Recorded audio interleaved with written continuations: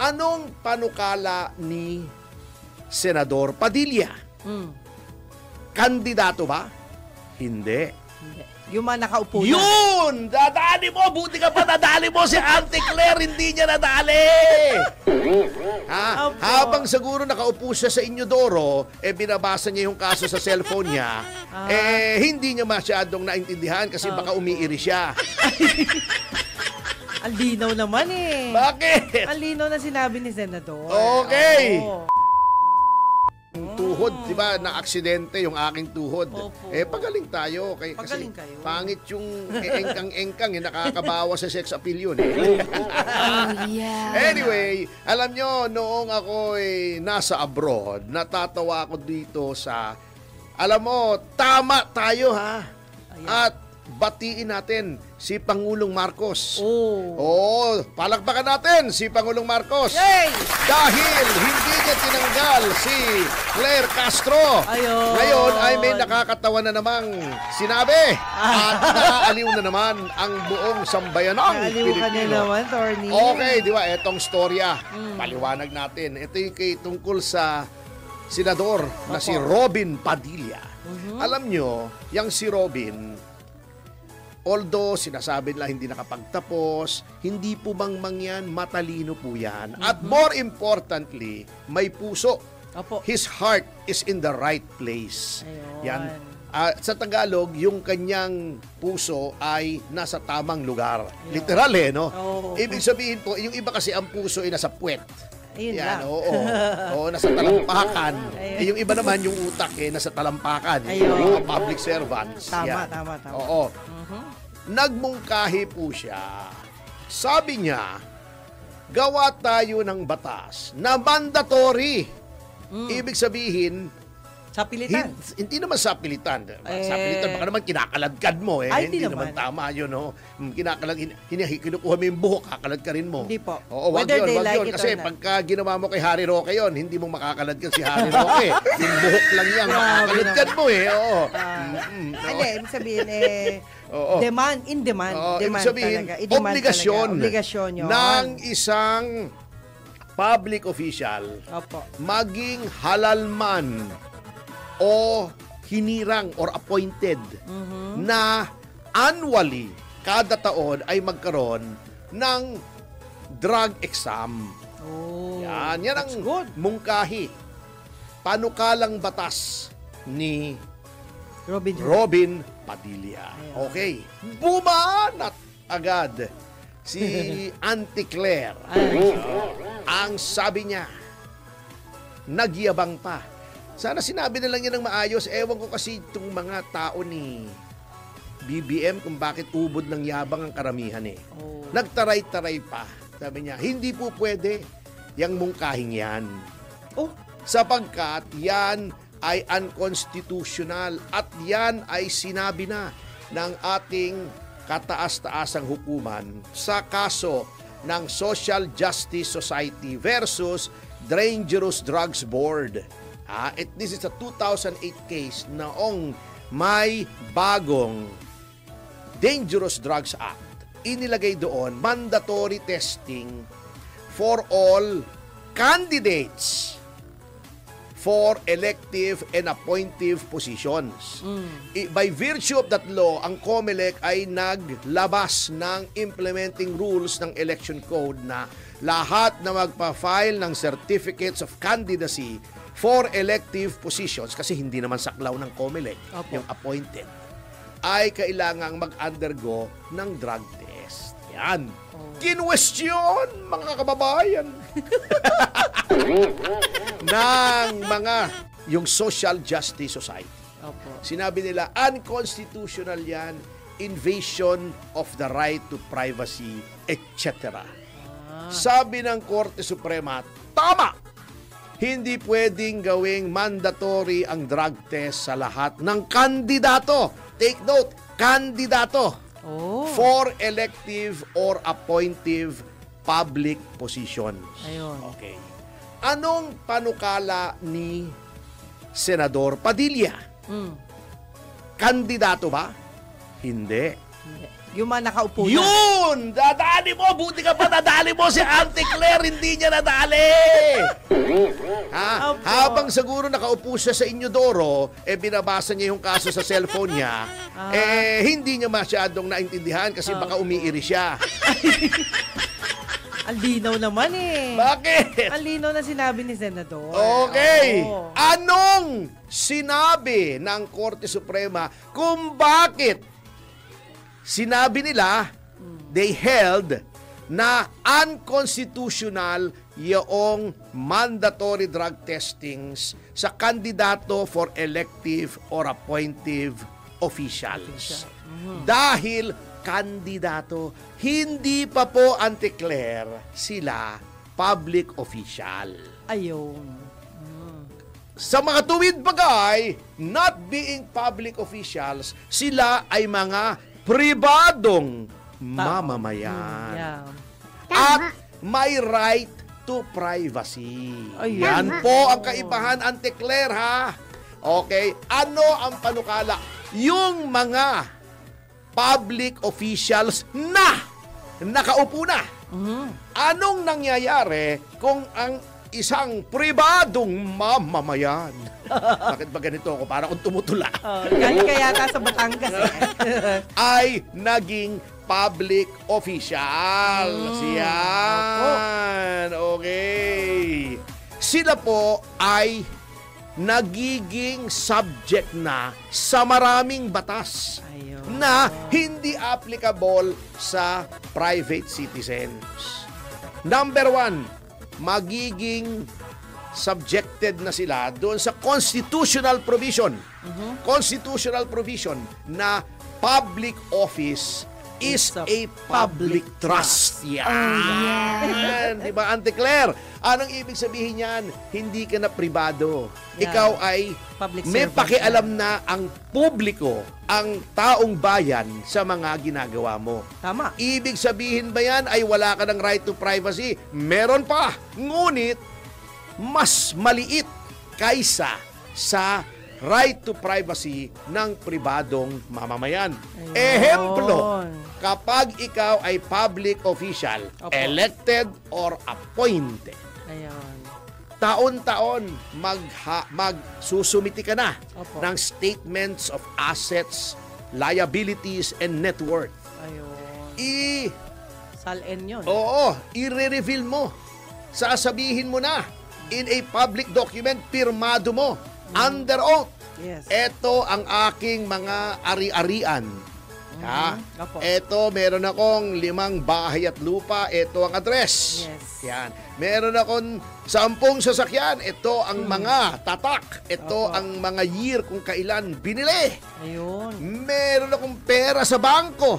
Yan. Ako'y may kinikita, sumesweldo ko sa ganitong kumpanya, etc., etc., etc. Opo. Kung ikaw ay may kumpanya na nakikipag-deal sa gobyerno, kailangang i-divest mo yung iyong interest doon. Ibinibigay mo yan sa public document, nagiging public record yan, Ayun. ipina-file nyo yan. Ayun. Yan ba ay ginagawa kung ikaw ay private citizen? Hindi. Walang pakialam. Bakit mo pakikialaman kung ilan ang sasakyan ko? Yun. 'Di ba? Ilan ang lupa't bahay ko? Magkano Oo. pera ko sa bangko? Kasi ako'y pribado. Ito'y public official. Ano pa, mga kasama? Magiging subjected ka rin doon sa civil code provision na dapat you should lead modest lives. Dapat hindi maranya ang yung inyong pamumuhay. Ayun. Bakit? Sapagkat pagka maranya, baka iniisip ng mga tao, nagnanakaw ka sa gobyerno. Tama. Kung ikaw ay pribadong mamamayan, kese hoda kung mag-helicopter ka araw-araw papunta sa iyong lugar ng hanap buhay, di ba? Opo. Kese hoda ba kung naka-Rolls Royce ka? Hindi. Kung puro designer clothes mula ulo hanggang paa, pati underwear mo, and Louis Vuitton o Versace, walang pakialam Walang kung pakialam. pribado ka. Ayun. Pera mo yan, ngunit kung ikaw ay opisyal, kaya pera mo yan kaya hindi, ang batas ang nagsasabi, not only the civil law, but the Constitution, Ayun. na ang pamumuhay mo ha, simple lang. Okay ha? Opo. Chill ka lang. Chill Huwag lang. kang mayabang. Eto pa. Ha? Kapag, di ba, meron tayong Secrecy of Bank Deposits Act. Opo. Hindi pwedeng kang piliting sabihin, oh, ano ang bangko mo? Anong account number? Magkanong deposito? Magkanong minidro mo? Itong the last 6 months, deposit, Opo. withdraw. Tignan ko records. Kung private citizen ka, hindi maaari yan eh. No. Nunca. Walang paki sila. Oh, Ayun. wala kayong pakialam. Manawalan modo kayo. Manawalan uten na loob. Ano utin? Uten na loob. Di ba yung mga Kastila pag ano, yung A nila E. Ay, ganun? Lahat E, di ba? Menebestes, di ba? Menewalan ite nila. Uten na loob. Ayoko dyan. Utang na loob. Oo nga. Oo, ngunit mga kapatid. Yes, opo. Kapag ikaw ay public official at iniimbestigahan ka for graft and corruption, pwedeng orderan ng hukuman, ilabas mo ang iyong bank records. Pwede ring alamin sa lifestyle check ng ombudsman. Opo. Bakit ba ganito ito lang ang dineclare sa SALN? Isa lang ang bahay, pero ba't ang daming pinupuntahang bahay nito? Yo. O, saka ba't ang daming pamilya? Meron sa Dasmariñas Village, meron sa Forbes Park, pero dineklara. Isa lang. Hindi, pwede kang imbestigahan. Ayun. Pwede kang pasundan lifestyle check. Bakit ang sinasabi mo, ang kinikita mo lang 100,000 isang buwan? Opo. Sweldo mo lang. Bakit ang dami mong sasakyan? Pwedeng ipalabas sa'yo ang iyong arian. Oo, ari-arian. Bitinit? Hindi. Huminga lang ako eh. Mahirap magsalita ng mabilis eh. Sige nga. Okay. Eh, ang maliit o malaki, ang iyong arian, oo, pwedeng ipalabas yan sa'yo. Isa pa ha, many examples ito. Opo. Kapag ikaw ay nagdemanda ng libel, pag private person ka, malice is always presumed by law. Yung akusado ang magpapatunay, walang mali siya. Ngunit, kapag ikaw ay dinemanda ng public official ng libel o cyber libel, Opo. malice is not presumed. Ang burden of proof is on the public official na ipatunayan na may malis. Bakit? Kasi nga, ikaw ay public official. Ayun. Kita nyo, so yung zone of privacy mo as a public official ay lumiliit. Anong reason? Kasi sabi, alam nyo, Auntie Claire, sana nakinig kayo kung sinabi man sa inyo ng professor nyo. Hindi ko makalimutan yung sinabi sa akin ng aking professor, first year law. Opo. Si former Court of Appeals Presiding Justice Pompeo Diaz, na anak ng isa ring naging justice ng Court of Appeals, ng Supreme Court pala. Court, Oo, okay. matalinong tao. Opo. Sabi niya sa amin noon, batang-bata kami, do not just memorize the law. Itong sabi niya, know the reason for the law, because he who knows the law and knows not the reason for the law knows not the law at all. Yan. Ano ang reason kung bakit meron itong mga batas na ito na applicable lamang sa public official? Bakit? Dahil ba gusto nating magmarites? Kung ilan ang bahay, ilan ang lupa, ilan ang kotse, di ba? Magkanong pera sa bangko? Hindi. Sapagkat may interest ang publiko na malaman Yun. kung anong ginagawa ng mga ito na maaring makaapekto sa kanilang Posisyon. posisyon, yung discharge Discharge, of yes. their duties and functions as public official. Correct. Halimbawa, mayor. Magkano sweldo ng mayor? Sabihin na natin 100,000 a month. Di ko alam eh. Opo.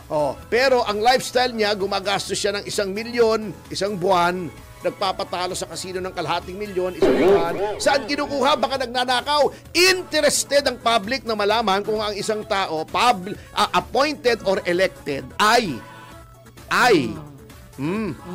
magnanakaw sapagkat it affects the discharge of their functions. Okay. Okay. Pati private life, may code of conduct for public officials. Opo.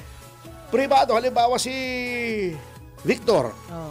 maraming girlfriend. Oh. Pribadong mamamayan, wala tayong pakialam Pakialam dyan. Buhay niya yan, di ba? Ayun. Maraming asawa. Etong si Victor, wala tayong pakialam dyan. It's his life. Sampu. Marami kang asawa, di marami kang biyanan. Pasensya.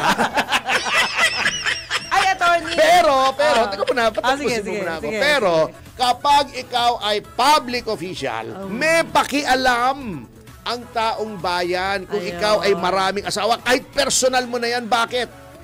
Paano mo natutustusan Lahat yung sila. lahat ng asawa mo? Oo. Siguro, nagnanakaw ka. Ipaalam mo sa amin kung nagnanakaw ka o hindi. Okay? Anong koneksyon doon sa mandatory drug test kung ikaw ay public official na? Sapagkat kung ikaw ay gumagamit ng droga, alam naman nating lahat, common sense, anti-Claire, Ayaw natin yan. affected ang pag-iisip mo. Sa Di ba? decision. Congressman ka. Gumagawa ka ng batas, bangag ka. Oh. O hindi maayos yung magiging batas na gagawin mo. Pulis ka. Adik ka. Kung bakang mamaril ka bigla dyan. Kasi nasira na ulo mo sa shabu. Interesado ang taong Publika. bayan dyan. Because, again, public office is a public trust. Nakalagay sa konstitusyon. Yun po ang reason dyan. Bakit masyadong defensive si Claire? Ba't di niya alam? Hindi lang yun. Ang tingin ko, kaya ganyan siyang defensive, akala yata niya, ang tina-target yung presidente na naman. Bakit ba praning na praning sila pagdating sa hair follicle test? Ano bang meron? Kung yung police, di ba drug test yan? Correct. Di ba may drug test yan? Bakit ang presidente, ang vice-presidente, ang mga senador o ang mga congressmen, bakit hindi dapat i-drug test? Kung ang vice-presidente, adik, maaaring pumalik sa presidente, dapat malaman Ganun pa natin rin. kung Tama. anong pag-iisip, Tama, baka nasira na ulo niyan. Kung yung presidente, yung Ganun din. decision, ang presidente pa naman napakalawak ng powers. Correct. Pwede ka mag-declare war, pwede ka mag-declare ng martial law, di ba? Opo. Kung may amats ka, hindi ko sinasabing si Pangulong Marcos, ha? Opo. In general, In general. Pangulo ka, may amats ka. Pag Paktay. sabi mo, amats mo, tinawag mo yung may nagsumbong sa'yo, Sir, yung mga Chinese, binubuli na naman tayo. Ganon, may amats ka. Paputukan nyo ng kanyon yan. Tama. Ilubog nyo yung mga barko. Luko-luko yung mga inchik na yan. Opo. Di nagkakirap Yun, tayo. yun. Yun po, Auntie-Claire, ang reason.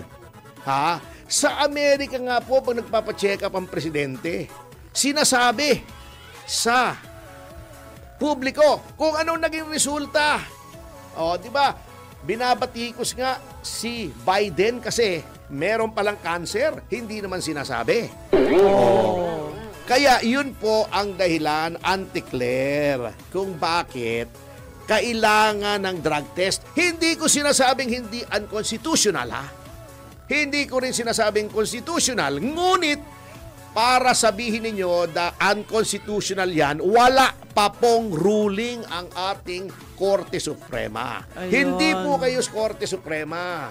Nag-i-style Tito Soto na naman kayo at saka Rizzo Ontiveros at saka Kiko Pangilinan na akala ninyo kayo ang Korte Suprema. Wala pa po. Number 2, Auntie-Claire, mahalay po. Hindi ko sinasabing pagmumukha nyo, Mahalay na ang executive ay nakikialam sa legislative process. Huwag kayong magkomento na sasabihin nyo agad, hindi pa nga pinapasok yung bill, hindi pa nga pinagdadebatihan, unconstitutional. Hayaan nyong sila ang magdebate. Bakit? Separation of powers po, Auntie-Claire. Kung sabihin ni Robin Padilla, alam mo, Auntie-Claire, huwag kang magsusot ng ganyang ng ganyang Damit, yung halimbawa. damit, mukha kang tipaklong. Hindi ko sinasabing yung ganun nga. Example lang po yun. Lalo na kung kulay green, mukha kang tipaklong, huwag ka magsusuot ng ganyang damit yung may ganun, di ba? Opo, Yung tama. parang palikpik, di ba? Hindi ba magagalit ka? Kasi trabaho mo yan bilang spokesman ng Pangulo, executive function yan. Opo. O, di ba? Huwag nyo pong pakikialam, very unseemly na pagkinakikialaman nyo yung mga ginagawa ng mga legislators. Halal po ng bayan yan, wala naman ni isang taong bumoto sa inyo. Yeah. Eto, napakarami, ha? Tens of millions of people voted for Robin Padilla. Ngayon, yung sinasabi nyo kay Robin Padilla na aralin niya muna, Auntie Claire, ikaw ang mag-aral kasi mali. Mali. Hindi ko sinasabing siya ay mali. Ha? Ang sinasabi ko lamang, siya ay hindi tama. Ayun na. Oo.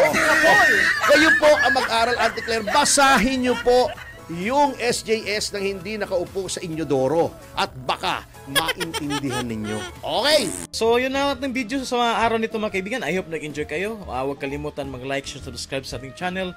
Until next time po. Bye-bye.